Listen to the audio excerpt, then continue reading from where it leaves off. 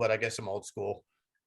But whatever, man. I'll adapt to the way things are now, because I'm not gonna, stand on principle and say, fuck it, I'm putting out a 12-song album. If you don't like it, fuck you. Yeah. Be stupid. So oh, sorry, John. Hey, with the new album or the EP, however, whichever way you go, is there like tour possibilities? Or you be like going out to do tour stuff to promote it? Or that's actually coming. That's gonna come. I have no set plans now, but that's part of the reason that I'm looking to join this company, is that they have a lot of, they put on shows all over the country, and it's definitely going to happen. I just don't know where and how yet, but it'll be all over my social media when it does happen. So absolutely, I have a show here in Asbury Park that's kind of like an album kickoff in June, and after that, I hope to get other parts of the country where rock and roll is generally, my brand of rock and roll is more accepted than it is here where I live. And it's almost like it's like almost like a non-existent entity, hard rock here in the Jersey, New York area now. You got to get south, you got to get west.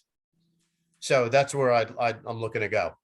Okay, cool. That's cool, because we were talking to some folks to try to tour or do a bunch of things on a full album. I like how you can break this up to make it last a year, because people will be like 6 months from now and go, man, Kenny's got some new shit out.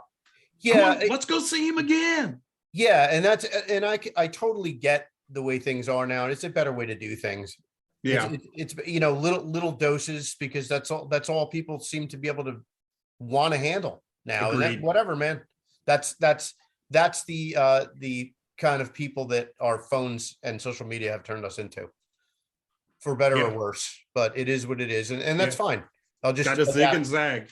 Yeah, adapt to the new way of doing things, and I'm cool with it. It's kind of, and it kind of keeps me busier as an artist. To keep put out an EP, put out a one-off song, put out another EP. Mm-hmm. It keeps me busy, instead of like you do an album and you're like, okay, now I got to wait like 12 months or a year. Right. To do another next one. Question, are you gonna have like full-fledged CDs with liner notes and that type of thing? Yeah, absolutely. Okay, cool. Absolutely. And I'm not sure. I heard myself echoing. Yeah, I'm not sure what platform I was going to use. CD Baby, but it might not be that. But when it comes out, it'll definitely be, everyone will know where they can find it. Good deal. And it's just not going to be on digital. Oh, it will be. It'll be on digital too. Yeah, but we can hold. Not just digital. Yeah, yeah. You have to have a tangible. You have to be able to open a tangible product, like pull the wrap off and like, oh yeah, man. Smell it. Smell it. Read the inside. I would never put out a product just digitally. Love it. Because it's intangible. You can't hold it. Absolutely. Still, I'm getting a little bit of echo on myself too. I have a question that I was sitting up last night listening to a lot of your stuff on like YouTube. Like I started with Modern Day Jesus and kind of just let it go down the rabbit hole for me. My question though is, if you could sit in and perform with any band, either like open for, close for, or sit in with the band, who would it be? Who would you like to perform with? I can't pick just one, because there's artists that I really dig. I mean, Blackberry Smoke, I'm a huge fan. Sheryl Crow, I'm a huge fan of hers. Jason Isbell, Tedeschi Trucks. I mean, to be able to play on stage with and hear Susan Tedeschi's voice coming out of the monitors and play with Derek Trucks would be like a total mind fuck. It would be. I'd be like, holy shit, I'm actually standing up here doing this. So those are the first four that really come to mind. Awesome. Right. Oh, and I'm a huge Steel Woods fan too. I don't know if you guys know of them. No, I've never heard of them. They're a Southern band. I believe they're out of Alabama. Southern rock. They're just, they're touring all the time. They're like a real working man's rock and roll band. Cool. Yeah, check them out. Yeah, they're great songwriters. Got your notebook there, John? Yeah, I absolutely already wrote that down. Yeah. We know John so well. So tell us a little bit about your band Prophet. Prophet was, I mean, I joined that band in my senior year of high school. Uh-huh. And we went from playing like the shittiest little, whatever dive clubs we could get into, frat houses at Rutgers, parties, backyard parties. Mm-hmm. And then we just, the ball kept rolling, and we became like a C-level club band, then a B-level club band, then an A band, right up there with, the Twisted Sisters, the White Tigers, the Rat Race Choirs, all the bands that were big in the Jersey, New York area, doing covers of, it was kind of like split down the middle. We do like heavy progressive rock, but we'd also do hard rock. So on one hand, we do Yes, Rush, Genesis, Pink Floyd, and then we do like Scorpions and AC/DC and Van Halen. Nice. So like that combination of stuff was just perfect. Like it held people's attention. And we became one of the top drawing bands here in Jersey, and eventually, started writing songs and got a record deal with an RCA subsidiary. Went off to do our first record in 1985, and at that point, we were like, okay, we're not a cover band anymore. Right? Just come home and sit on your ass. We didn't really have couldn't get on any tours. It was, that band was a blast. I thought we wrote some great shit, but we never got out of cult status. Gotcha. For whatever reason. I think we were 10 years too late. If we had come out in the era of Kansas and Rush, and stuff like that, it would have been a whole different story. But we came out right smack in the middle of the hair metal MTV era. Gotcha. And here we are, this kind of somewhat keyboard heavy band, and people just weren't really buying it. Gotcha. Because we weren't tall and skinny enough and had big enough hair, So that's really pretty impressive, but kind of burns you in the whole music industry for a while though, didn't it? Yeah, it did. Like, and after that band kind of, saw its life expectancy, went on to do a few other things, nothing that I don't think anybody would have really heard of.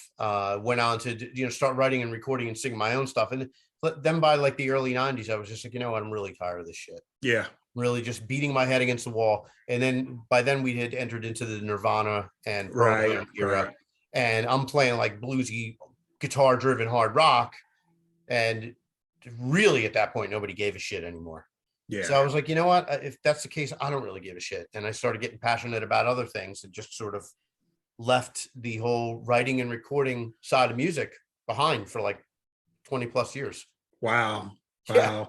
And then you were re-inspired by a Blackberry Smoke album, right? Yes, I discovered that album when I was coming out of a really hard time, and just kind of like holed up, working from my home computer, just kind of getting healthy slowly but surely. And I stumbled on I would look for albums to listen to on YouTube every morning, just load them up and listen throughout the day. And I saw Blackberry Smoke, the Whippoorwill. I was like, what's this? And I clicked on it and I listened to it. I was like, wow, it's actually pretty good. This is pretty good stuff. I'd never heard of these guys. Went back the next day, did it again, and it sounded even better. Next day it was even better. And then after a while, I was like, these guys are fucking awesome. What is this band? What is this album?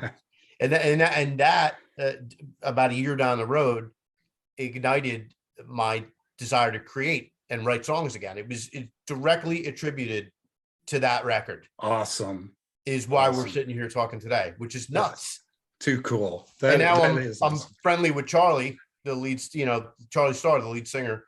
Right. He plays on one of the tunes on my new record. I saw that. How did you guys get together? I mean, did you fanboy with him? I kind of fanboyed, and like a friend of mine knows him. And we were talking one day. He was like, "Man, I'm going to turn Charlie onto your shit. I'm going to tell Charlie to follow you on Instagram, follow your guitar playing." Because at the time I was posting a shitload of, I would cover whatever solo, a Brian May solo, or but Matthias Jab solo, Allman Brothers stuff, Skinner Yeah. stuff. And he got turned on. He started following me, and I'd see he'd like my shit. I'd be like, oh my God, fucking Charlie Star from Blackberry Smoke is watching me play guitar. What? And eventually, you get a dialogue going, and we got friendly. He's a super nice guy. And I was like, you know what? I'm just going to ask. And one day I was just like, hey, you want to, what do you think about singing a verse on a tune on my new album? And he said something like, you're a much better singer than me. You don't need that. He goes, well, I'll do a guitar solo. And I was like, well, that's cool. I just I didn't think he wanted his voice associated with any other band other than Blackberry Smoke, which I totally understand. True. He's so identifiable. People would hear it and go, what the fuck? They wouldn't. Yeah. But he did a guitar solo, and it's fucking ferocious. It's ridiculous. Like, we trade off. Like on Old Dog, he does 1, I do 2, he does 3, and then I do 4. I love that shit. It's a blast. And I still, to this day, I'll think of it and I'll be like, holy fuck, I really like Charlie really did a fucking guitar solo on my record. Like, who am I? Just some dude that liked the band in it, and like that. But that's how nice of a guy he is. He's a genuinely super nice guy, very down to earth, very humble. And then there's Zach and Scotty, who I've known for years, who did solos on the record too. But those guys are like old buds of mine from right when we were just like kicking around the dirtbag Jersey club scene. So for them, it was just like, hey, you're doing a solo on my record. And they were like, yeah. All right. Okay. Yeah. So how do you feel Reckless Abandon and Conflicted differ? Have you grown? I definitely think I have. Reckless Abandon to me was this surge of new creativity. You know what I mean? Mm-hmm. So it was like ideas were coming from all over the map, you know what I mean? And I'm turning them into songs. Yeah. And when I go back and listen to that record now, I like it. I have no, I'm not critical of it or anything, but it really sounds like a freshman effort to me. You know what I mean? Like, my singing is like rough around the edges, and like, there's stuff that's, that's a little loose and a little floaty, but at the time it was exactly what I needed to do. Absolutely. Because it was busting out of the gate. But if I compared it to Conflicted to me is much more, it's much more polished. I feel like I've progressed like from A to B as a writer, as a singer, and all that kind of shit. Yeah. And hopefully, next record will be another progression from there. Right. That I don't overthink it. I just take it as it goes. Kind of reminds me of another New Jersey band, Bon Jovi. Mm-hmm. 7,800 Degrees Fahrenheit was one of my favorites. And I don't know why, but it was just one of my favorite Bon Jovi albums. And they won't play anything off of that because they absolutely hated it. Really? Absolutely hated 7,800. And I'm like, why? I love this stuff. Yeah, it's just a slow rock record. Hell yeah. I don't know. I'm never going to be like, I'm never going to look back on earlier stuff that I did and be like, because that was me at the time. It's a snapshot of where I was. And, right. And I think a little bit of theirs was trying to follow up Runaway and She Don't Know Me and that type of thing. The record company says you got 1 year. And then they just started rushing, and they just weren't happy with the music. And I can see that, but still, I think some good shit came out of the 7,800. I mean, I listened to that one all the time, so maybe I'm just partial to it, and didn't understand the background of, we just got to get this pushed out. We got to push it out. Just write something, John. Just freaking put in some lyrics. Who cares? Just throw some shit together. Yeah, well, I mean, at the end of the day, it's really it's whether the fans like it or not. It's not, the artist, what the artist thinks of it is not of consequence to the fans, because it's all about the fans. Yeah. They're the ones supporting the band. If they like it, then more power to it. Right. So you had a pretty musical upbringing. You always had music around. Yeah. When did you decide, and do you remember the moment that you said, you know what, I think I want to do music for maybe as a hobby or a living? Do you It's funny remember? because I didn't think of it ever in like this long reaching into the future kind of vibe. Like it started out, it's all, credit all goes to my mom because, she blasted great music around the house, and most notably Santana and Hendrix. Oh, hell yeah. And hearing that wail on electric guitar as a little kid was just like, holy shit, it struck a chord. So I wanted to play, so I started playing, and I had like an old school, old wedding Italian New York guy, giving me lessons, and I wanted to play rock, and he's got me learning out of Mel Bay books, which is the right way to do it. You learn your basics first. Right. But after a couple of years of that, I was like, man, it's just not where I wanted to, play rip and lead guitar solos, and I didn't know how to get there. So I wanted to quit. My mom wouldn't let me. And eventually I stumbled onto figuring out the electric stuff on my own. And Kiss Alive, the first Kiss Alive album, had a lot to do with that. Are you kidding? No, not at all. No. I literally learned. The shot to me is what that was. We have got this Easter egg on every show. Kiss has to be mentioned, and it's usually John, or he tries to get somebody to mention it, and then here comes Kenny just throwing it out there. All right, well, let me tell you my life easy. Let me tell you how important that record was. I got that record, and there was like little whispers of this band Kiss is coming out with this album, Yeah. And then I remember WNEW here in New York, 102.7. I heard they played "She," which is a really dark, heavy tune, and I heard it on the radio. I was like, "This has got to be that Kiss band." Sure enough, it was. So I ran out and got that double live record, and all of a sudden, I'm hearing like Ace Frehley is playing these amazing, memorable guitar solos, and he's doing all the Jimmy Page style guitar licks, but he's doing them slowly and easy to understand for a kid, so picking apart those guitar solos is what literally taught me how to play electric lead guitar. Kiss Alive 1. So that it's all directly related to that. Awesome. And once that fire got lit, I was like, holy shit, that's that Jimmy Page lick. Yeah, but it's slower now. And all of a sudden, all of the areas of the neck all connected. And I'm like, holy fuck, it's just a formula. They're little box. This connects to this box, and this connects to this box. And that was like, and that all happened within a period of a couple of months. So once that unlocked, I was like, now I get it. And now it feels great and I can do it. And it was like, now this is all I want to do. It wasn't like I'm going to be a musician and I'm going to be a guitar player and a rock star. It was just like, I'm going to play guitar, period. And that was it. Got in a little, like a 4-piece, cover band, did like 8 Kiss songs and 2 Aerosmith songs. That was like our whole playlist, and Stairway to Heaven. Yeah, of course. Got to have Stairway to Heaven in there.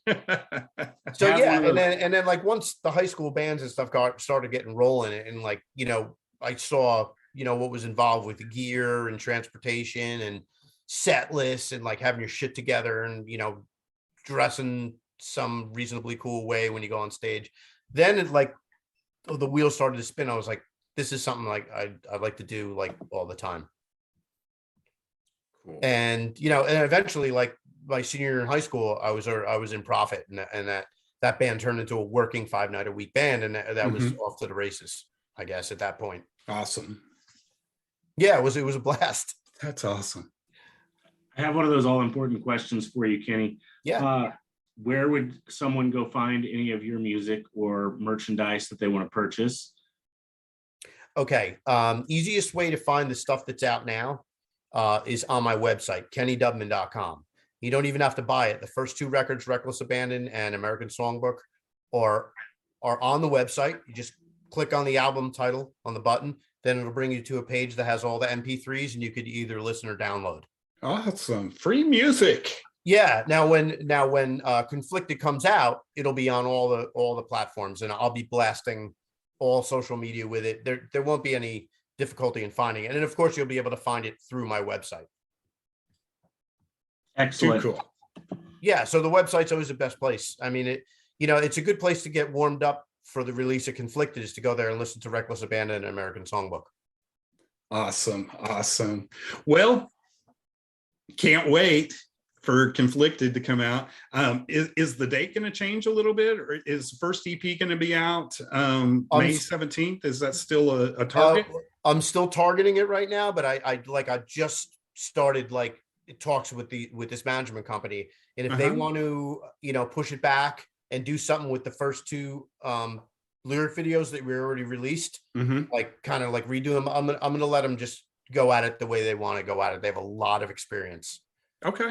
So cool. As of now, I'm still looking at the 17th, and if things change, it'll be blasted nationwide. Right. I'm gonna hire planes to tow banners across the beaches. So still the best option is KennyDubman.com. You'll have any changes in the dates and where and when you can get it.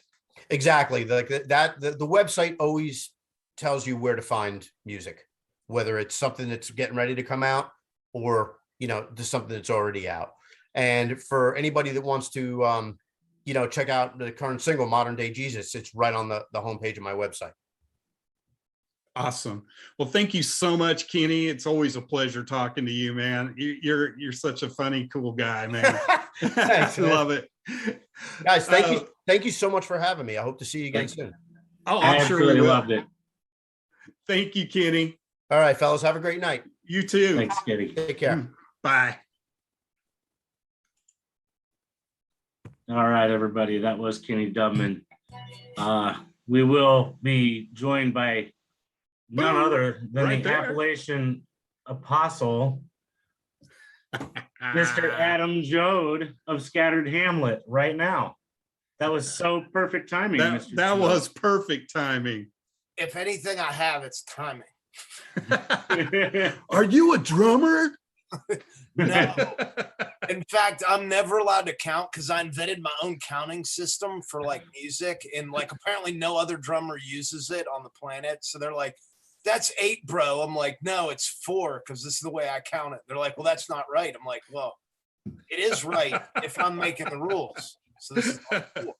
I love it. I was rocking out to the fucking Traveling Wilburys, getting ready for this fucking. Dude, your background is way better than ours. Oh no, you don't. What For the real. fuck? I've got What the fuck? I got brother Jake, brother Dimebag Slayer. I have our new stage banner. I have our beer keg. I have a boar's head. Yeah, this is the shit, man. Holy shit. I'm gonna need to get a beer keg to put in my background. No, Yeah, it's not. I think we just need to get a picture of his and then just start using it as ours. I wish you could see the whole room, because if you go over to here, I have a shrine to Kiss with me backstage. Motherfuckers. And it's got all my Kiss Was that planned, drumsticks. John? John, that was planned, wasn't it? And then this side of the room is our old thing, and it's all our Marshall stacks. This is our studio, and behind that shit is where we do our whole record label, where we do all the mail orders and stuff. So this is Cool.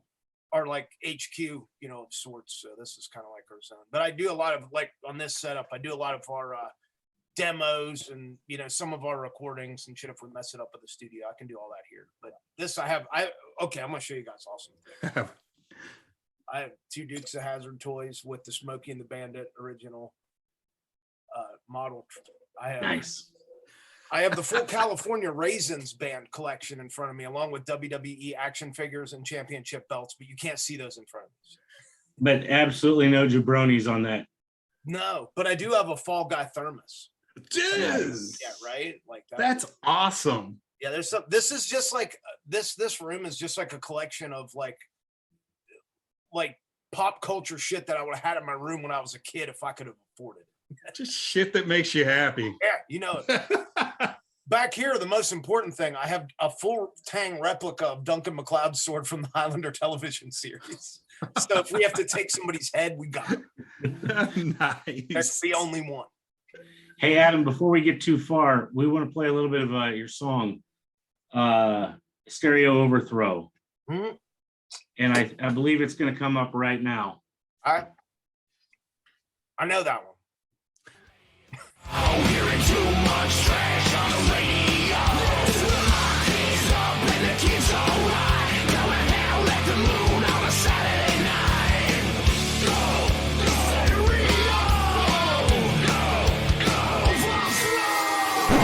Scatter Hamlet is our name, and fucking up motherfuckers is our game.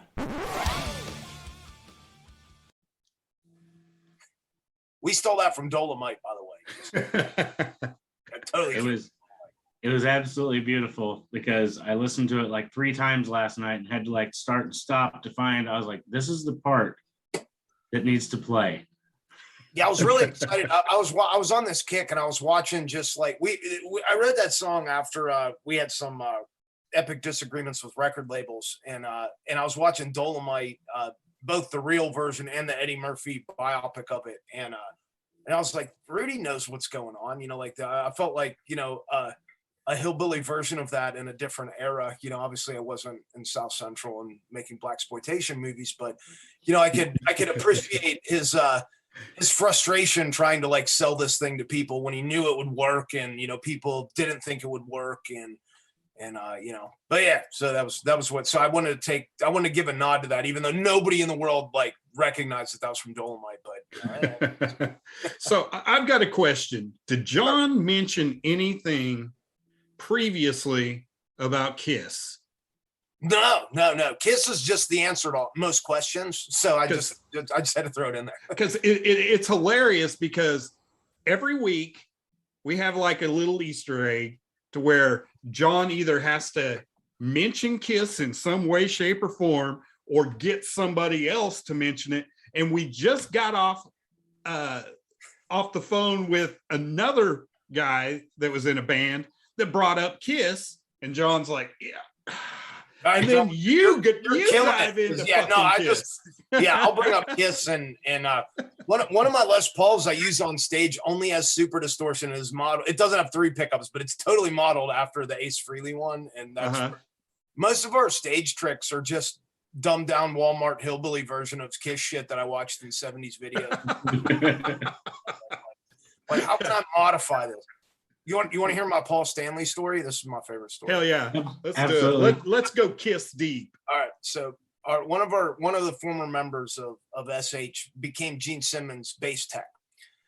And we had a night off on the road, and he called us up and he's like, "You guys want to come backstage at Kiss?" Yes, is the answer. And we will be there. So we drove to the middle of not in our tour routing to go to Kiss, obviously, which anybody would want to do. And so we're backstage at Kiss, and they're letting us play with everything, you know, like their texts and stuff. And of course I get over to like Paul Stanley and you know, all the guitar setups, and I have 1,000 questions for Tex. When they see me coming, they should be prepared for like a Wikipedia session of like questions, and like I'm going on and on. I'm playing this tour. Paul Stanley was using the purple cracked mirror Ibanez, and you know, and that was for that tour. And I was holding it. I'm asking him questions about it. You know, I'm holding fucking Paul Stanley's guitar. Wow. And about that time, Paul Stanley walks out. Now I'm wearing a cowboy hat. You see what I look like, you know? Like Paul Stanley walks out. He's Paul Stanley, you know, and he just walks out. And he just looks at me, and he just sees me holding his guitar, and he does like a job like this. And he turned around and he walked back into his dressing room and just shut the door. Now, so, he didn't tell me to put down his guitar, and Paul Stanley looked at me, and I was just like, "Oh my God, Paul Stanley looked at me," and he didn't tell me to put down his guitar. So that was awesome. Holy shit! And that's my Paul Stanley story, and that was it. And then like some of their techs knew who we were, so they're like, "Can we get some pictures?" I was like, "Yeah, after I'm done playing with the Shocker guitar, I'll be happy." That kind of scares me because I remember seeing Kiss in Wichita, and the sound guy fucked up Gene's bass and didn't have it on. And Paul was like, "Hey, could you turn on Gene's fucking guitar?" And about a week later, we went to the music store. That fucking sound guy was there. They left him in Wichita, Kansas. So that's kind of scary. It's like, yeah, there's not much room. What was discussed when Paul went into that room and shut the door? You know, Well, Oh shit! Somebody just got fired. Oh, yeah. Well, the funny thing is, like, you know, we have a certain attitude about us, and you know, like our buddy that was teching for Gene, you know, had to try out his aerial harness every day, and he was a full blown Texan boy, you know, and Gene would start yelling at him, and he's like, you know, those are strong words from a man who towards the man who tests your aerial harness every night. It was like, touche, you know? It's like, Yeah, no shit. yeah, but That's awesome. But I did get to touch the one of the axe bases and stuff, and you know, of course, I picked it up. It was like, I'm going to play Detroit Rock City on this. I'm gonna have my moment. Like, I specifically, I have a guitar down here that the only thing it does, it's tuned down a half step, and it's for when I'm having a bad day. I only play along to Kiss songs, Social Distortion, Slayer, anything that's a half step down, and Thin Lizzy. They're all in this this playlist, and that's what it's like. Nope, this guitar is only doesn't appear on stage with SH at all. It just plays fucking Thin Lizzy, Kiss, and Social Distortion and Slayer. That's what I'm gonna change things up here just for one question for you, and it's not gonna be music related. But I've been wanting to ask you this since we've talked about bringing this show back. right on. What's the biggest fish you ever caught? Oh, that's a good one. Oh shit. Well, I'm a freshwater fisherman, so let's establish that. So there's a limit to the size of fish. Right. I don't understand freshwater. There's giant sea beasts out there, and I'm not at the top of the food chain. I'm not interested in that. Probably a few right before COVID hit, I caught like a 45-inch muskie that got in like the papers and stuff around here. So that I caught that on the lure. So that was my biggest muskie. And one time on tour, I didn't get to weigh it because I caught it on a freaking Mickey Mouse. I was staying on a boat when we were on tour, right? And the guys like to go out and stuff. I don't do any of that stuff. I just hang out and listen to music. And we were staying on this boat, and there was a Mickey Mouse fishing pole, and I dug up some night crawlers, and it was in Illinois, and I caught a giant blue catfish, the biggest catfish I've ever caught.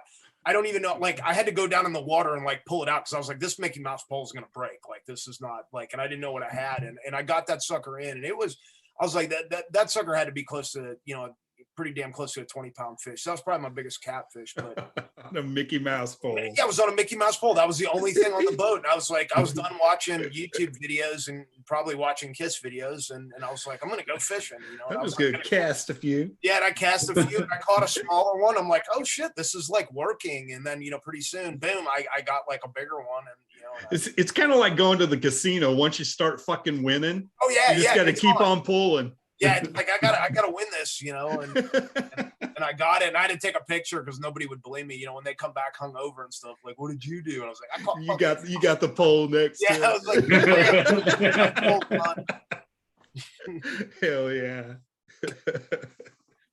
Yeah, so that's the answer to that question. But yeah, I'm really like, I can tell you when I catch a fish, I record every one on my phone. I can tell you what I caught it on, the time of day, and the water temperature. Like, I got the shit down to a science. So my nephews will hit me up. They'll be like, "Isn't it just luck?" I'm like, "Son, first, if you're born after 1989, I take everything you say as skepticism." I was like, "Second, this is skill competition."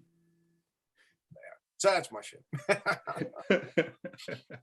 I knew there would be a great story behind anything because I know that you are very avid in the fishing world. Yeah, it's one of the few things that I do. I don't do much other than I don't have like a robust social life or anything like that. So like I'm either out in the woods, or I don't really like to kill things. So I'm not like an awesome hunter, but I'm really good at tracking things. So a lot of my friends, when they hit like an animal or something, they'll call me at like weird times of night and be like, "I need you to come track a deer I shot." And then I make fun of them for getting a bad shot on it, you know, and then I go out and I track a deer, and I crawl around with my damn light on my head, and you know, if you shot it, I'll probably find it if it landed dead somewhere. So that's what I've gotten good at over the years. I don't know if that's still maybe in the zombie apocalypse or something, but you know, other than that, yeah. if you get hit and you're bleeding, I can track you. So what's your favorite song to play live? That ever, like, that we wrote? Both. Okay. All right. There you go. Yeah. Two answers. For us in our set right now, we on the new album we covered a song that Pete Berwick wrote called "See You in Hell," and it's one of my favorite things we ever recorded. So it's my favorite one to play live because it's a little out of character for us. You know, it's got some open guitar tones, got pedal steel, and I really like to play that one live. Can't play it in every situation, you know, like at festivals when we got like a short time span. I don't really get to play it that much. But you know, if I can just play like any song, oh shit, like the guys would never let me, but like I would do like a Joad Springsteen set. I'd play like every fucking Springsteen song. Like, we had a high school reunion a while back, and the fellows that were the live band that was there, you know, asked to play an SH song, and I was like, okay, I'll come up and play an SH song with you on one condition. I was like, I get to play I'm going to give you 5 songs, and you can pick 2 of them to play, and if you let me play those 2 songs, then we'll play an SH song of your choice, and that'll be all fine. Now, my question is to you guys, what do you think those songs might be? Because I want to see if you guys can guess that shit. Throw any out there. No idea. You got any, John?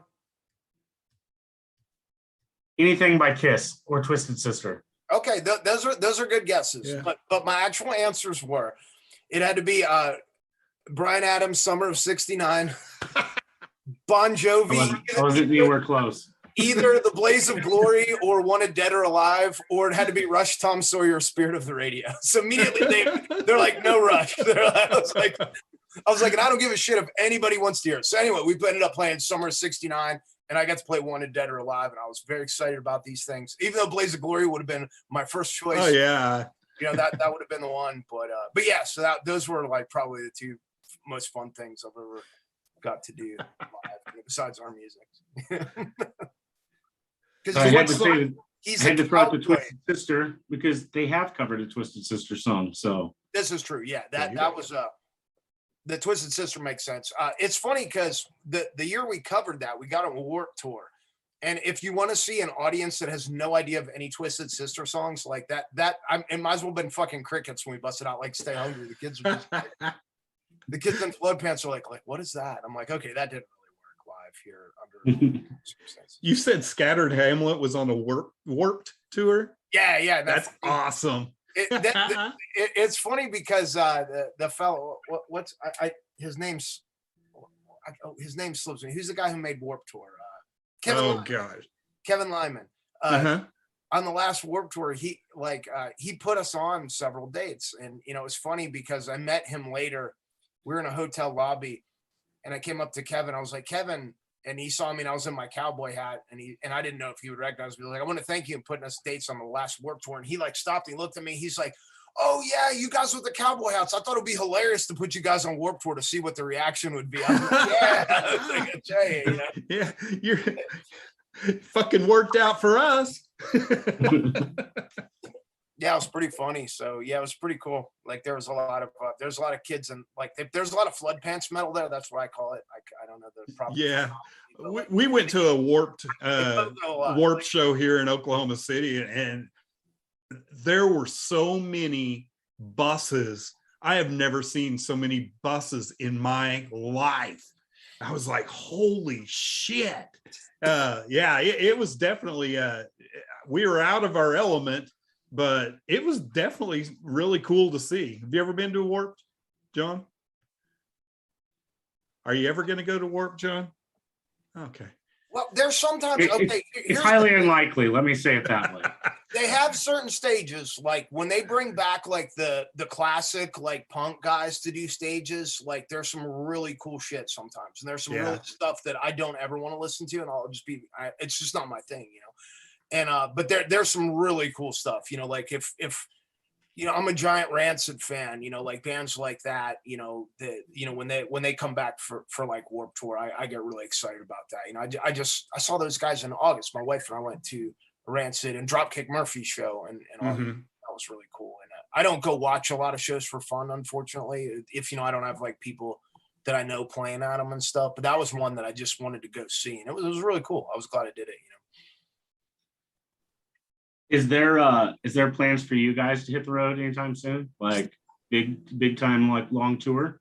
Probably not anything long right now. We're doing we're going out for like a week, stuff like that. And we all live in the same area now, so that's kind of changed, how we can approach everything. It's given us a lot more flexibility, in terms of like playing shows. The landscape's weird for booking because, in addition to, there are a lot of venues closed because of COVID, and a lot of bands didn't make any money for 2 years. So now like everybody's like going after a small amount of venues. So, a national band of our size, we're not the first pick, we wouldn't be the first round draft pick for a venue. So, we kind of have to just work with, what we're being given and, try to just make the best out of those situations and stuff. So that's where we are right now. Makes Right sense. on. I know it's definitely affected, like even some of the venues. Like we've talked about this on previous shows with other guys when we were talking about tours, and like from a fan's standpoint, like we're all just like, no, you can play again, get out there and play. But like we've heard your guys' side, and I'm like, that makes so much sense. Like, Yeah. we suck as fans sometimes. Well, Yeah. it's, and unfortunately the dreaded other side of it is like, you got to match our, you got to give us our guarantees that we can make in that market, Yep.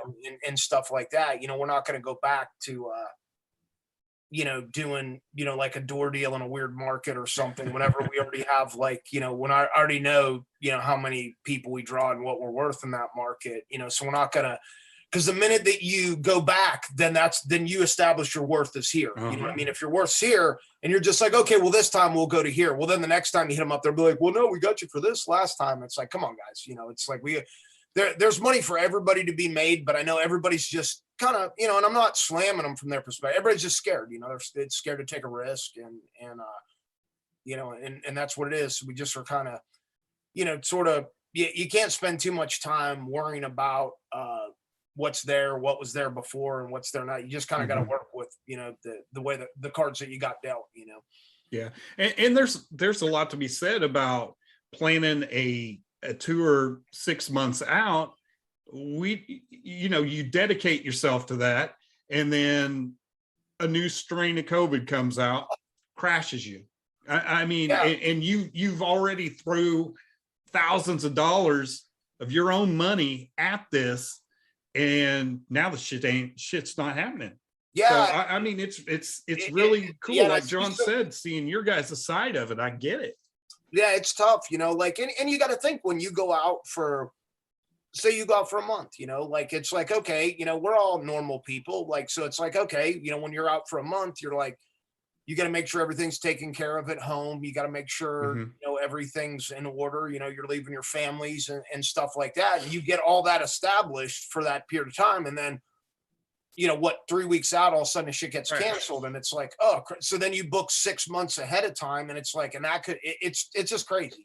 It's very, it's challenging, it is, and it's been a challenging atmosphere for rock music in general for many years now, so it's, this certainly has complicated it, but, I don't feel that my rap career is going to take off anytime in the near future. And I don't think I'm going bro country or anything. So I guess this is my lot.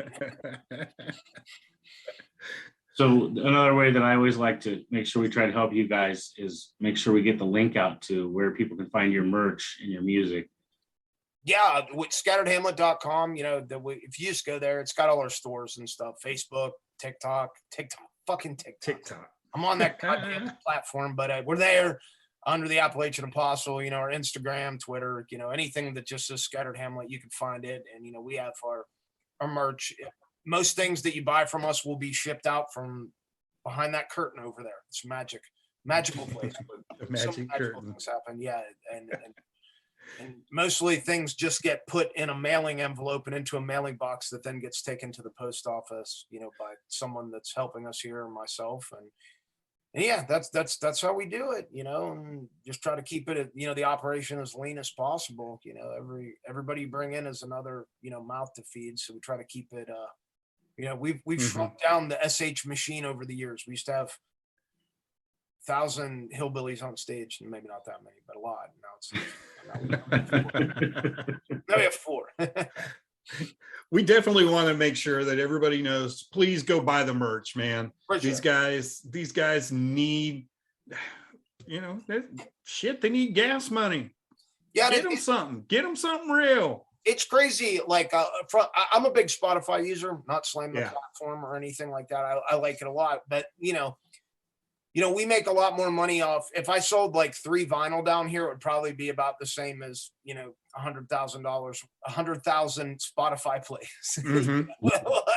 Yeah. Like that. That's what you're talking about. I'm not saying it's a complaint, just the reality of the situation. So Yeah. physical copy, a T-shirt and stuff like that goes a lot further than just just streaming and stuff. And I pay my fee. I stream. I like it. It's a great service, but it's not a very well-paying service. Right. So it's better to go discover on Spotify, discover the band, and go buy the real shit. Absolutely. Absolutely. And if that helps out a lot. Any band. I don't care what size they are. It's the amount of money earns the amount of money earned. So it would certainly, doesn't matter if you're us or I don't know, fucking Kid Rock or something. If you buy something, that's why you see a lot of bands doing like limited edition merch. Like Clutch is real good at that, and people that put out like limited edition stuff because it kind of gives you a way to connect with the band. And that's what the cool thing about social media really is that you can kind of connect with bands and reach out and talk to them in ways that probably weren't possible when we were kids. When I was hopping a train to go buy Guns N' Roses cassette down at the fucking the store. Like there was no way to reach Guns N' Roses. Now you can just like hit them up online and be like, hey, what's up, bro? I mean, that's what I did with you the other day. I answer it if it's not something jabronious. I always answer, and I know you guys, so but sometimes it gets out of control. Fuck, man, there's been so many times I've almost shut off the like DMs and stuff because like you'd be surprised the stuff you get, like people wanting to write a song and hum it out for you. Oh Lord. Yeah, there's like it's weird. Shit can get weird like real fast. I was like, okay, normal. I'm trying to give you the benefit of the doubt, and it's like, whoop. No. So you have to be like, so I give a lot of thumbs up. Like it's like, cool, bro. Thank you. You want to be on Bleach Bangs? That's how he answered me. I can see it. I'm just kidding. Actually, his answer was phenomenal. I loved it. So yeah. No, there's some funny ones though where I'm just like, God damn it. I'll tell the other guys, I was like, do you guys get shit like this? And they don't get hammered like I do, but like by all means, don't hit up my family members. If you guys are listening, like don't do that. It's just a dick move. Like just don't message my family. That's come on. That's Jesus, man. Yeah, you'd be surprised. You'd be like, hey, that's why I block my mom for that reason, because like people like fucking hit up my mom, like, Mom, stop talking to these people.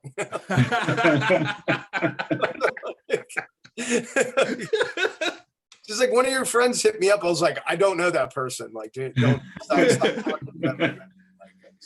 Stop talking to them. Yeah, like, don't do that. He knew your full name, Adam. yeah. I'm like that. It's on the internet. I'm like, it's not fucking magic. And she's like, well, I don't want that on the internet. I'm like, yeah, well, we don't really have a choice. That's what it is. Yeah, good stuff. But yeah, it's you gotta laugh. I mean, you gotta laugh to keep from crying sometimes with that kind of shit. Like, and it gets worse. I'm sure as you move up the tiers, like, I have friends that are like in bigger bands, and I watch them navigate it because they're so much better at it than I am. Because they've been dealing with it longer. And are just a lot more graceful than myself. I'm, like the rich or bass player will tell you, like, the longer that I'm out in the woods fishing, when it comes time to like go interact with the general public, I get a real bad disconnect. Like it's like I start to, I'm like a crazy mountain man out there. He's like, you've been out in the woods a bit, man. He's like, I can tell you're not dealing with this well. Like, and he's real good at that kind of stuff, And I was like, what? You need some socializing, boy. yeah, basically that's what it is. He's like, you've been tracking deer blood and trying to catch muskies and chewing tobacco and chasing meth heads out of your fishing hole with your 357 for the last like 4 months. And This is not like the reality. You're going to play in Manhattan now, like you can't bring your gun, Adam. What? Yeah, I'm bringing my 45. You tell me.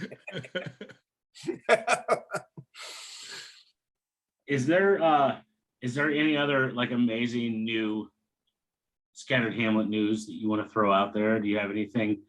I wish, there's a lot of lines in the water for stuff that, we're trying to put together, but it's all talk till we sign it, and, so I really don't have anything outside of, just, we just released this Stereo Overthrow in the fall, and, we put out a couple videos for it, and, I've been writing the new album and stuff with, our new guitar player, Sean, and I've been, bouncing ideas back and forth. It's been a lot of fun working with him, having different, creative energies come in, that's cool, like to bounce stuff back and forth and it's been cool, like we've gradually got to move more in the direction that I was looking for, and it's been fun. It's been fun to see it grow. It's also been a lot of kicks in the balls, it's been a lot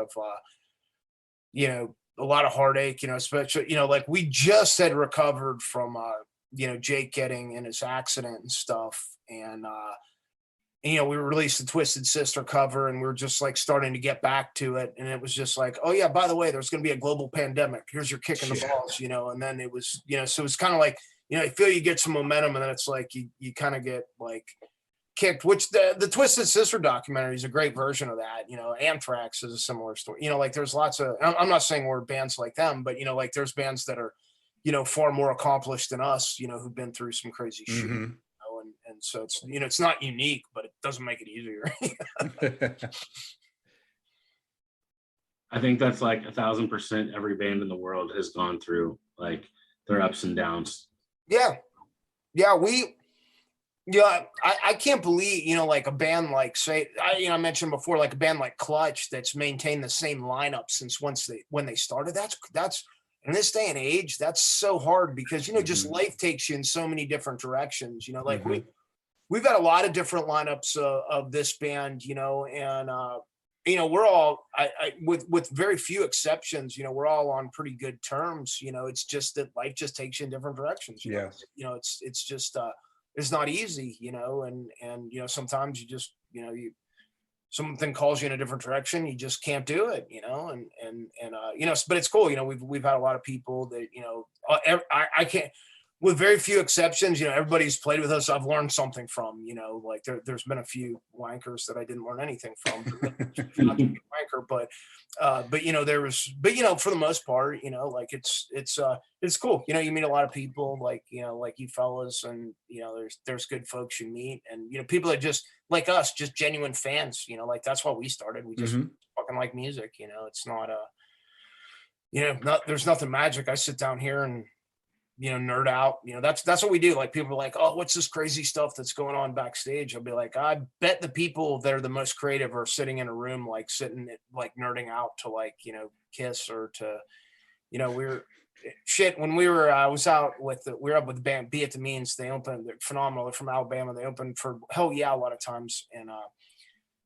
And Josh and I, we would sit in the vehicle like before shows when we didn't have green rooms and stuff. And he and I we'd be listening to like fucking Toto and like, and like all this stuff. We'd be like, okay, how would we adapt this if we could, like, and that's what we were doing, just sitting around talking about music or being like, man, John Sykes fucking rips on guitar, like there's the kind of conversations, we had, I was just talking, I have some buddies that are in a bigger punk band. I won't call them out, but I was texting with them today, and they're getting ready to go in for pre-production. And, we're having a discussion about guitar tones, and I'm getting tones for them on one of my guitars here. And like, I'm like, this is what Mike Ness from Social D would do, but this is what Johnny Thunders would do. Like, and that's what we're like talking about, because we're all it's big kids, they like music. Hell yeah. Hey Adam, I want to point two things out before the show, before we get done with our show tonight for sure. First of all, to you, Randy, right? Yes. Over and where's you see it right here? Yeah, that's Kiss, by the way, on my mirror. I see Poison. That's That was Yeah. my subtlety for tonight that I had set up. That's hilarious. I I was really like, didn't- we've I got didn't this need it. weird angle on John tonight. What's going on with that? He's And got- number two, Randy's son got married over the weekend, so Oh, and he's our background guy. He does all of our tech work for us, and he does absolutely amazing. And I just wanted to like throw the congrats out to him. Like, yeah, to man, that's great. You need the youngsters to operate the interwebs and stuff. I know. What the fuck is OBS? What Yeah, the fuck? I can't. Our drummer Grant was born in the '90s, and I always make fun of. I always accuse him of being born, getting conceived in the backseat of an IROC Z28 at a winter. it's probably true. Yeah, it was like, it's funny, like the jokes went so long, you know, like I'll introduce him like that on stage, and I'm like, one time his parents came to the show, and I was like, are they gonna be cool? Like, it's like, I don't want your dad like whooping my ass like after the show if I'm it's like, so this story has no truth, but I see the Poison thing. That was the first concert I ever went to. I was a wee Joad. We Joad. I was a wee Joad, and I went to, it was in New Jersey, and I saw Poison, Brittany Fox, and Lita Ford on the Open Up and Say Ah tour. I thought it was going to be Winger because Winger seemed to, yeah. I was like, I've fucking seen Winger 4 times this fucking year. How many different tours are they on? Listen, Like, what the fuck? Kip Winger's teeth are so bright. Like that dude, like that dude in his era, and he probably still is. That he is just a lady killer, man. You know, like that guy just smiled and was just like, oh yeah. That dude. Ding. He You heard didn't it. He doesn't have to play bass. He just like puts a bass on him and is like, you know, it's like, and Madeleine knew, you know, it's like, but it's funny from that tour, I've met, you know, many of those artists since then, you know, at festivals and stuff, and Lita Ford hates us, but CC DeVille, and after I watched the Mean Man, the documentary on what's, you know, fuck, I can't think of his name. He was married to Lita Ford. He was in Wasp. Why can't I think? Chris Holmes. Yes. Chris Holmes. Yeah. After I watched that, I was like, oh, I think we're like PTSD for Lita Ford. Like she like looks at us and she's like, I know that fucking guy. And so that's why she probably doesn't like us. But in a good story from that, Poison, Brittany Fox, and Lita Ford was, you know, meeting up with CC DeVille, and it was just one night we were at a bar, and like CC walks in, and he looked like he walked off a Poison album cover in '88. It was amazing. And CC walked in. I'm like, CC, and he's like, hey, and he just sat down next to me. I'm like, okay, that's fucking cool, right? So That's awesome. He seemed really out of it. You know, I'm not gonna surmise what he was on. Speculate. But he seemed really out of it. And I told him, you know, that, you know, I was like, yeah, I'm a full-time musician. And, you know, I told him, I was like, you know, the first tour I saw, and I told him, and all of a sudden his spaciness just went, and he proceeds to tell me with crystal clarity all about that tour. Like he was telling me like all these facts, like, and he knew exactly what I was talking about. And I was just like, whoa. And he was an encyclopedia of like music knowledge. And it was a really cool experience. You know, I probably got to talk to him for like, you know, 20 minutes or so. And, you know, we just sat there drinking a beer, like, and it was really cool. And then he was just like, okay. And he just I'm done. walked away. He's like, that's it, you know. Done. See ya. I was like, Yeah, I can see that. Cat drug in CC, and we heard about fucking that tour when I was a wee Joad, and it was cool. You know, it was just one of those neat things. That was kind of like one of those, like, you know, cool, like full circle, you know, moments, if you will, you know. And it's, you know, we're all just music fans, you know. It's just, right. It's fucking cool. I'm gonna throw out a quick story to you guys. Time I got to meet Blitz from Overkill. We saw him in concert at a small venue, and their show got over fairly early, so we walked a couple blocks to a different venue and went and watched some more bands play. Their drummer came in, and he ended up joining one of the bands on stage and taking over the drum duties, basically. Like, he came in, and I was like, hey, I just got done watching you. I bought him a drink, and we sat there and chatted for a bit, and then me and my buddy were like, hey, let's head back out, and we walked back past the venue we were at. So I was like, hey, those guys are just chilling in the bus. Like, maybe Blitz will come out and say, hey. And like, their tour manager was standing like right by the bus door. And I asked him, I was like, hey, think you'll come out and say, hey? He's like, oh, we're about to roll out. We got to go. And I was like, That's hilarious because your drummer's in the bar. I just playing drums. So good luck. Yeah. And he looks at me like, my damn live didn't work. He walks up on the bus, Blitz comes back out, and I was like, Nice. I didn't think that would actually work. He came out, he's like, hey, what's up, guys? How are you? We're like, oh, just fans. We're at the show earlier. Just good to say hey. So it was a great time when I got to call out the tour manager, think he could lie to me. Tour managers, they run the gamut from being like the most awesome people in the world to like the crabbiest hall monitors in the world. It doesn't seem like there's a lot of in between. It's like, Right. like one or the other. And they put up with a lot. You're basically babysitting children, Mhm. Yeah, absolutely. So I can appreciate, I wouldn't want that job, but yeah, we come across them because, like when we open for somebody, a lot of times you may or may not see the artist depending on how big they are. And you have contacts with like their tour manager will tell you the rules for being on stage and stuff. And one of my favorite rules that I ever got from a tour manager was we're at Sturgis and we were up for Kid Rock. And there's tour managers like, okay, I want to sit down. Who's the head of your operation? I'm like, that's me. We don't have a tour manager. It's like, all right, well, let me go over the rules with you. And he's like, all right, first, you can't spill beer on Kid Rock's carpet. All right. All right. I'm like, all right, got it. What's next? And he just like looked at me, goes, no, you can't spill beer on his carpet. And I'm like, yeah, we got it. What's the other ones? He's like, no, that's it, man. It's like, so, I go sit down with the other guys and like, they're waiting for me to come back with like this long list of rules you can't do on stage. I'm like, all right, guys, bring it in. Of course I had to play it up too. I'm like, don't spill beer on Kid Rock's carpet. And they're like, yeah, and what else? I'm like, no, that's it, man.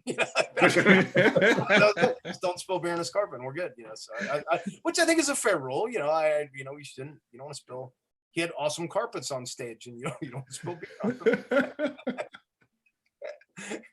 It's good stuff. That one was my favorite, and then you might have the other one where you have to pull out a fucking scroll and like, like okay, I lost track of after. I was like, my brain can only handle 3 things at a time, man. Only 3 rules allowed. That's it. Give me anything the top after 3. The top 3. Yeah. Not that we're pretty stripped down. It's like they're like, all right, so this, what do you need to plug in? I'm like, the rock comes out of the Marshalls and the drums, and they're like, well, do you have backing tracks? Like, no, the rock comes out of the guitar through the Marshall, and you just mic that. Simple. Hell yeah. So how you guys? I'm glad to see you guys back, man. Doing your thing and stuff. Life been good. It's just great to be back. Yeah, it is. It really is. It's that one day a week. I take that back because Tuesday nights I seriously spend like 2 hours preparing for Wednesday, making my notes, making sure I love it. Write down things like, Joad will tell me about fish. I'm going to ask him. Like, those are the things I write down. No, but I appreciate it, man. You don't believe how many like these that I'll do, like, and the person will come on and be like, and you are? And I'm like, really, bro? It's like, come on, man.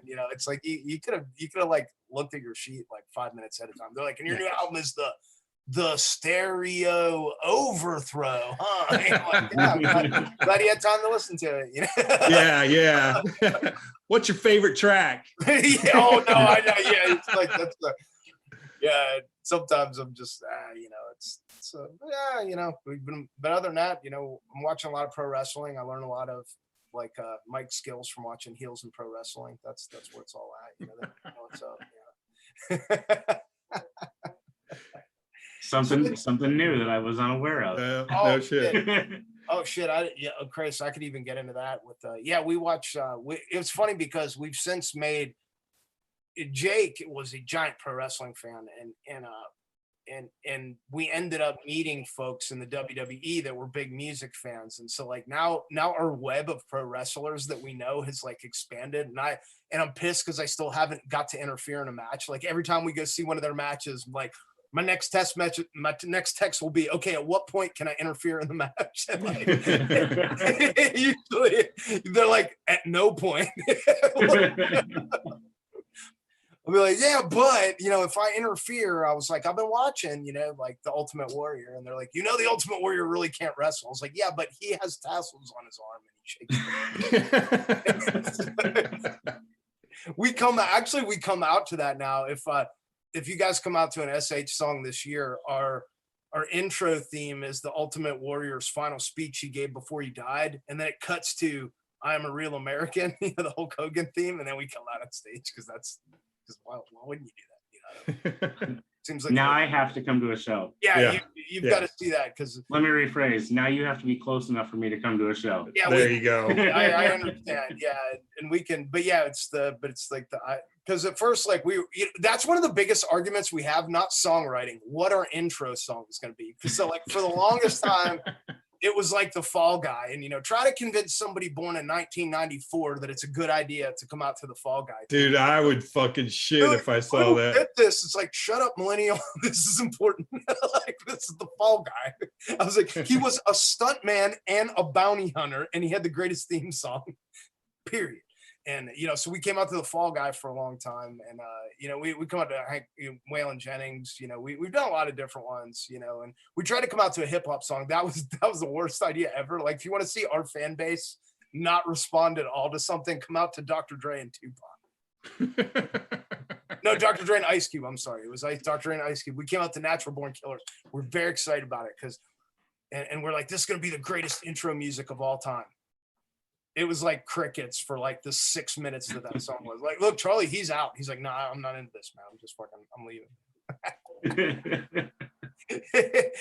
But I think he went to turn a light on. I did. Yeah, the screen was getting very, very dark. Yeah, I could just kind of slowly see me fading into the dark. I was over here reaching for the blinds that I was trying to close before we started because it was too fucking bright. And then I'm like trying to open it up, and I was like, "Yeah, that's not working, man." Yeah, that's all right. It's like Dio, the Rainbow in the Dark. That was I saw Dio one time. Dio, Iron Maiden, and Motorhead. What a great concert! No shit. It's like something, and that was a really cool tour. It was many moons ago, but it was really cool. And I always say that there was this isn't funny, but if you understand my sense of humor, you're not going to. Listen, anybody that's listening, if you get offended by anything I say, please consider the source of information. I'm a full-grown man that stands on a beer keg and with a chew in. All right. So that's my preface to this conversation. But there was, they have the handicap section. There was a fella in a wheelchair, and I shit you not, this guy was in his wheelchair the entire show. And when Dio got the breakdown for Rainbow in the Dark, when everybody started pounding, the dude stood up and started fist pounding. I was just like, holy shit, Dio made a man that couldn't walk because he rocked his fucking hard. I was like, and that's the power of Dio right there. I was like hitting my cousin. I'm like, look, Dio, this guy stood up. Like, I was like, fucking Dio made sees Rainbow in the Dark. He can make men that were in wheelchairs formerly stand up and rock. So that's what Dio can do. He probably could. Yeah, here comes my hate. And in my inbox now, you're canceled. You offended me. This isn't a safe space.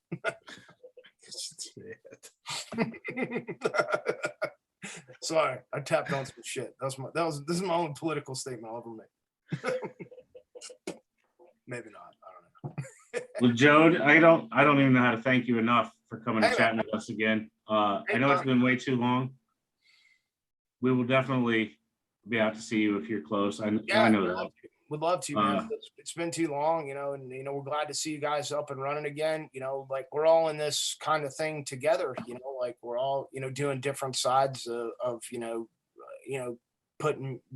pushing. Talking about music. It's cool. I love it, man. I like to talk to people all around the fucking world. About maybe our numbers are smaller than they once were, but we're still there, and it's cool to see. It's always fun to talk to people with passion. We absolutely want to keep pushing for you guys, and we're always here for you, for sure. You know that. Oh yeah. Like even when we didn't have a show, we were still here for you. I know that, man.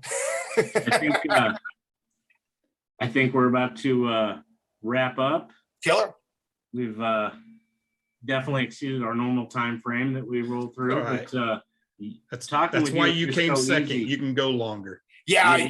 dude, you give me the lane, man. I can. It's so easy when you're so easy because you just keep rolling, and we're like, yes, this is what we need every week. Like we don't even have to prompt you. We're like, just give him the microphone and say talk.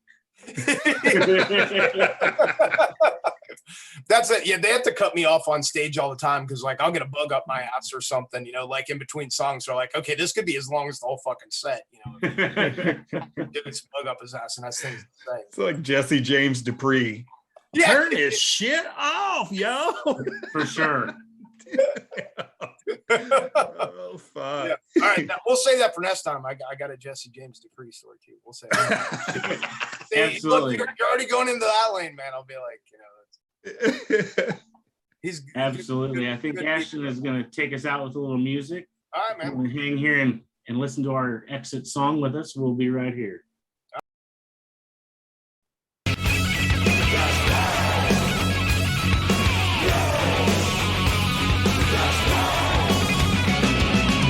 We bang your ugly friends too.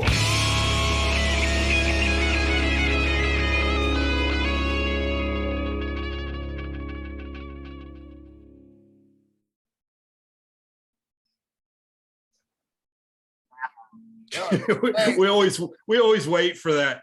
All right, clear. It's like nobody fucking breathe. Don't breathe. It's the Wayne's World. 3, 2. But it's also one of those things like we could talk to you forever, but also like people's attention spans are gonna be like, I'm done with Oh, this. yeah. Like, Yeah. We're battling, man. Like with the like even taking time to like release albums and stuff like that these days, or like, trying to do concept things like, we're in like fucking Twitter world and TikTok, where people want like, their information shit really short. So I understand that. I'm always having to edit stuff down like a lot shorter, for the fucking goldfish attention span. Yep. Is what it is. We just got to fucking go with it, I absolutely love having you to chat with tonight. Yeah, Like, man. We appreciate seeing you guys. It was Like it's super great, and I know that you saw with what happened to Charlie today. So yeah, man.